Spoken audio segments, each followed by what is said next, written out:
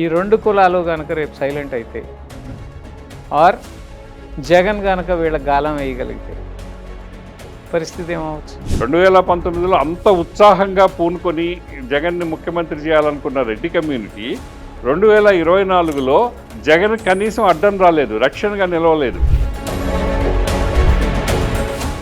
రాబోయే కాలంలో ఈ 2 వర్గాలని దగ్గరికి తీసుకోవాలి అని చెప్పి ఒక రాయబారానికి సిద్ధమైనట్టు నేను విన్నాను. ఏదైనా ఒక కులం మనసు గాయపడి ఉంటే వాటికి మందు పూసినట్టు అవుతుందని అనుకుంటే అది పొరపాటు. అధికారంలో ఉన్న 5 ఏళ్ళు అహంకారం మితిమీరిపోయి అది ఒక ఉన్మాదంగా మారి అంటే శత్రువుల్ని తయారు చేసుకునే విద్య జగన్కి బాగా తెలుసు.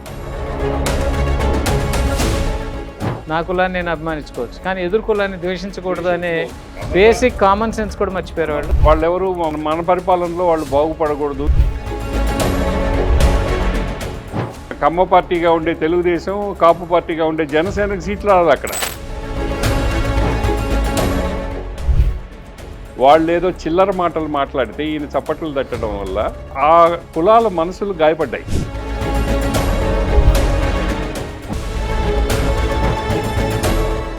ఇటువంటి తప్పుడు బూతులు రోత మాటలు మాట్లాడినప్పుడు చప్పట్లు వస్తాయి.